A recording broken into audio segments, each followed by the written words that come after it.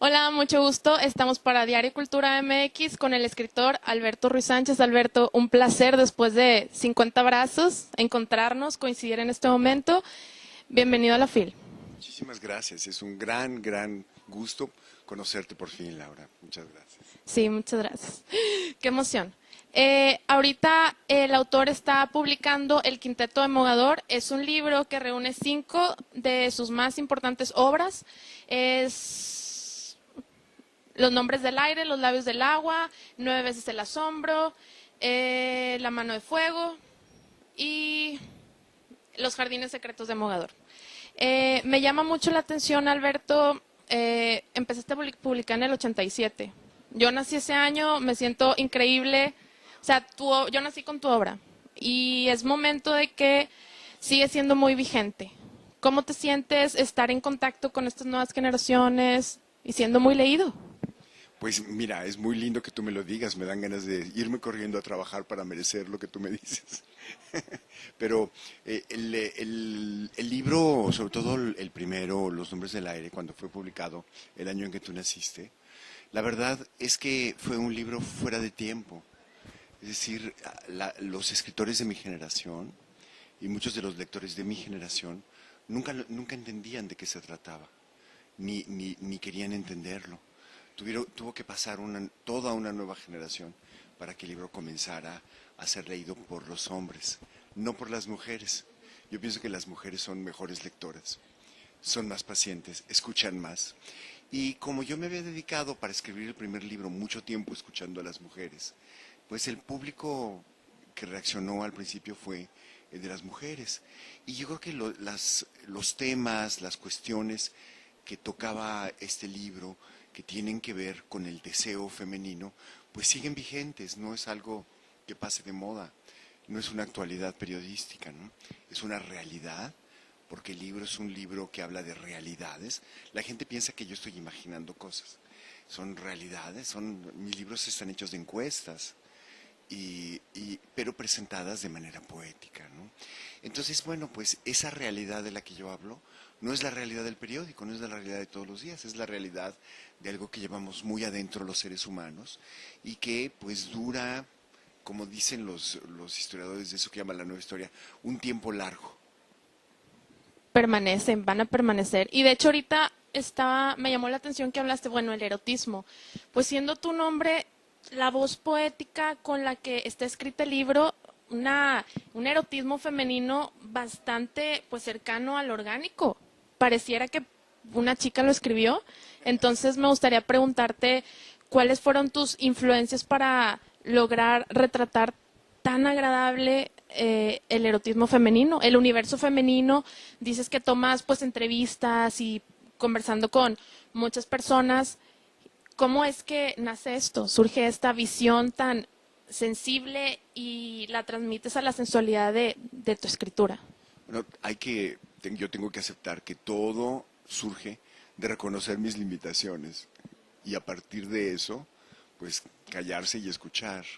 Y entonces lo que yo he hecho es eso durante mucho tiempo, escuchar a muchas mujeres. Entonces, a veces, pues sí, parece que es una mujer lo que habla, me lo han dicho muchas veces. Hubo incluso un traductor que creyó que el libro lo había escrito mi esposa. Y digo, pero si lo hubiera escrito mi esposa, nunca sería lógico que me dejara que yo firmara algo que escribió ella, por supuesto que no. Pero el acto de escuchar implica llenarte de esas voces y tratar de entender eso, las propias limitaciones, ¿no? Y entonces a partir de eso, pues también, y de que se publica el primero, se van acercando más mujeres. Y cuando viajo y viajo mucho, las mujeres te cuentan cosas, sobre todo si estás de paso, si no tienes nada que ver, si no eres el mejor amigo del marido.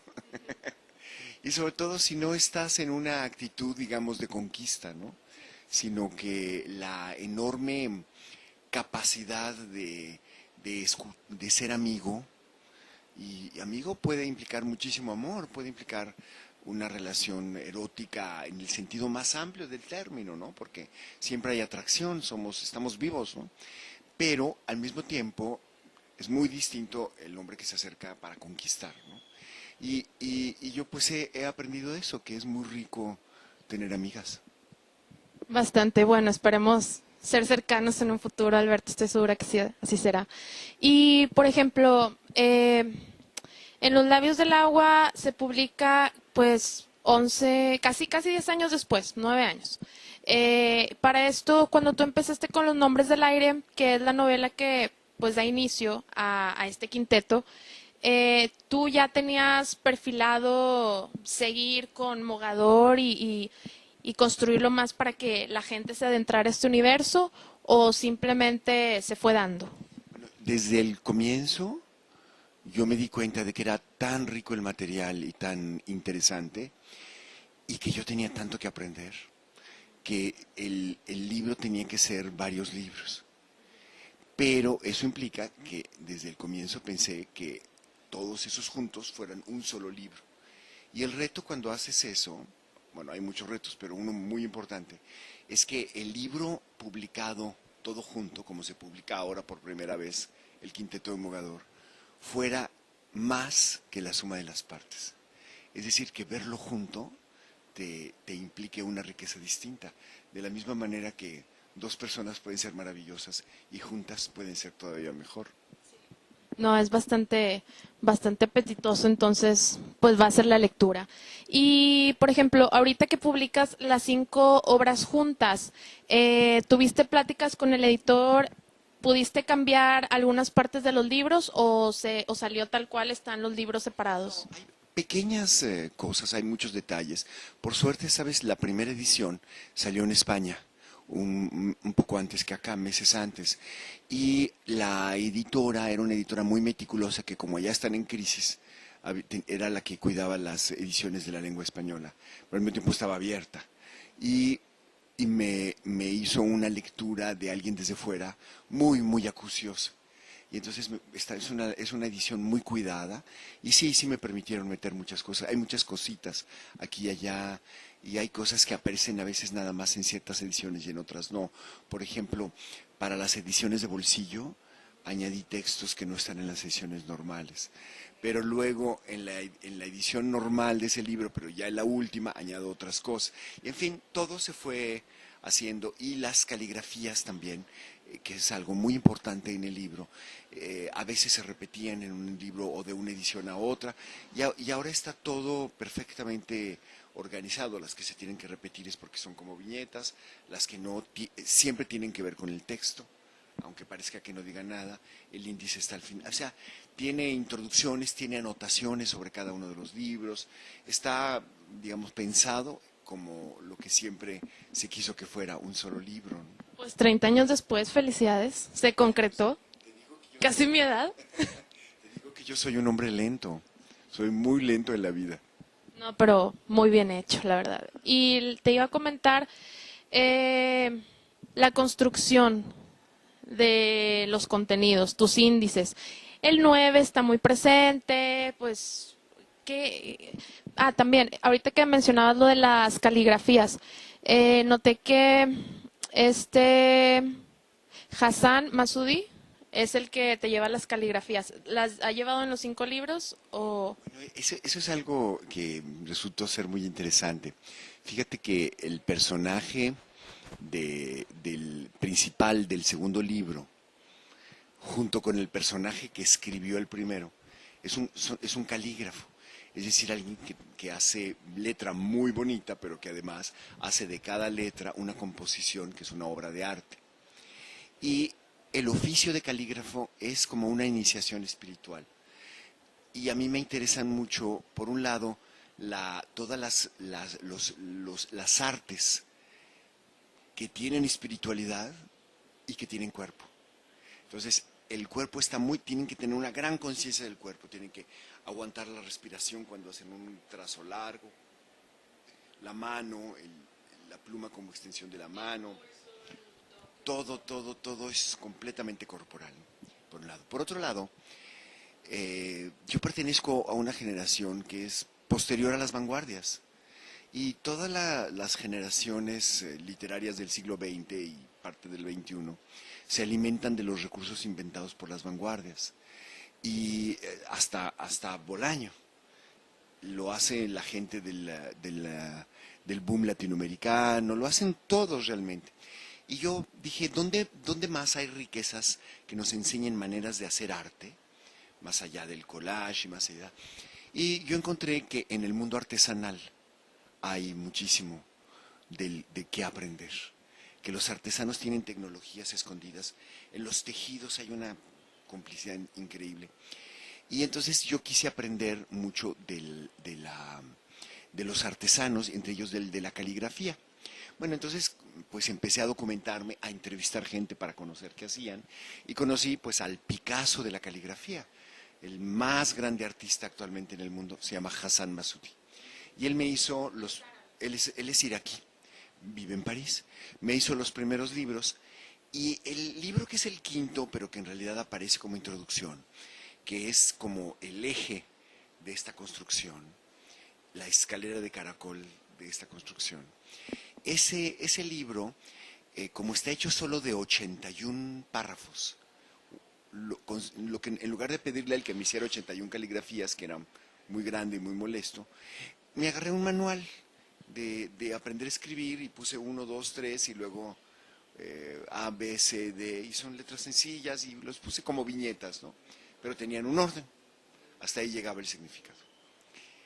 Algo sucedió cuando el personaje del calígrafo aparece en mi libro, que empiezo a recibir fotografías de mujeres que se han puesto las caligrafías como tatuajes.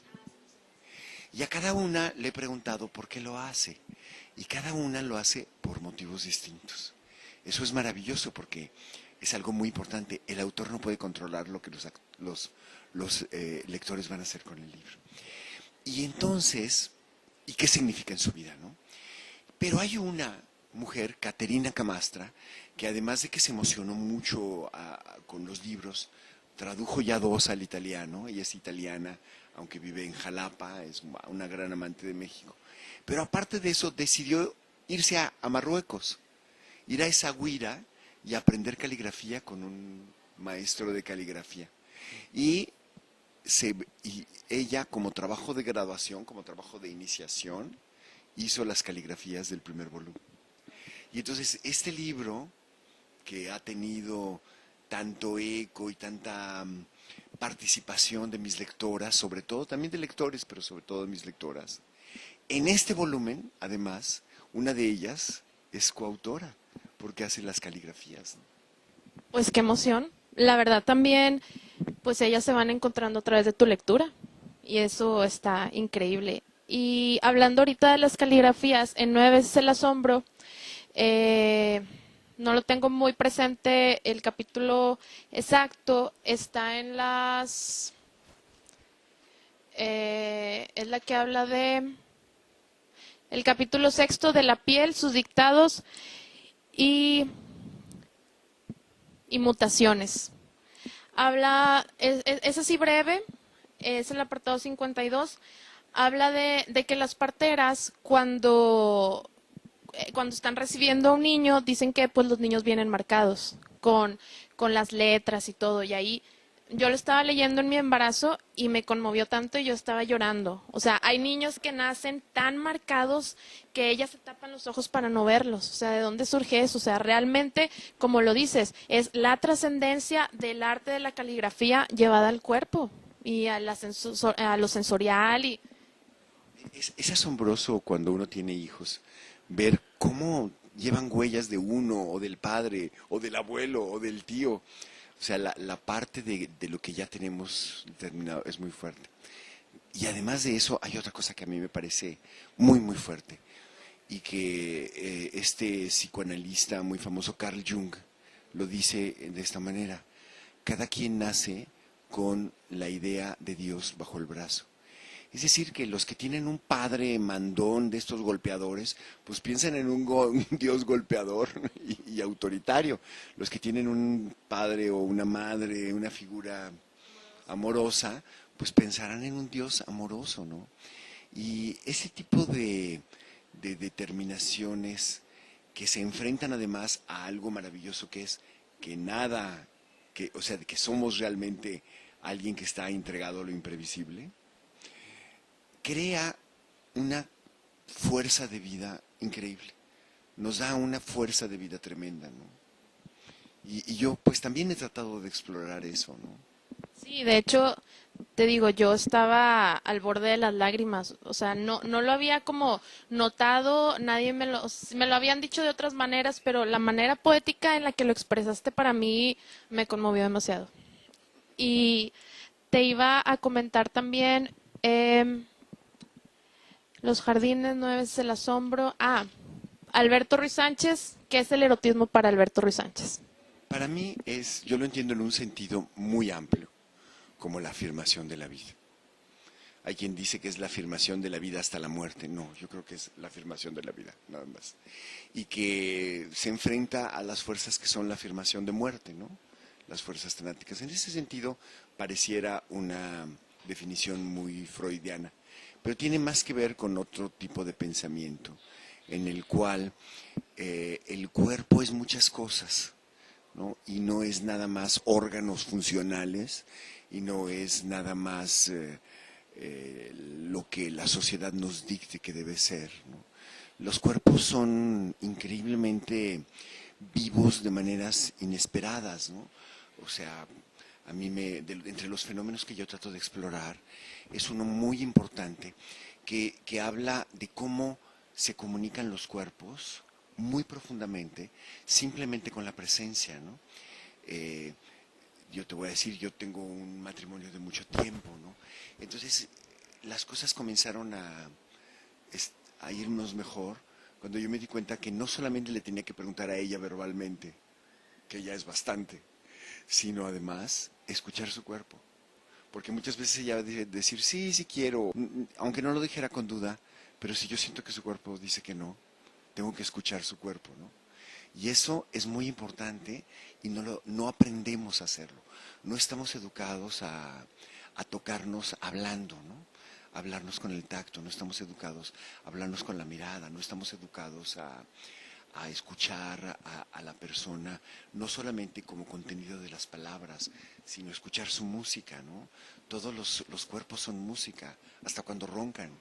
Y eso es una cosa es un privilegio tener y vivir con alguien que todo el tiempo te exige una actitud y un reto de conocimiento, ¿no? A mí me parece emocionante y maravilloso.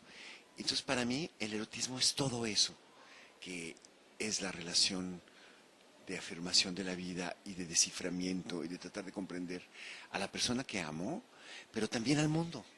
O sea, porque la misma actitud que yo tengo renovada cada día, porque no hay nada adquirido con mi esposa, yo trato de tenerla con la gente que me voy encontrando, trato de tenerla con las situaciones que me toca vivir, aunque sean situaciones duras, trato de tenerla con la manera en que leo lo que pasa en el país, trato de comprender, ¿no?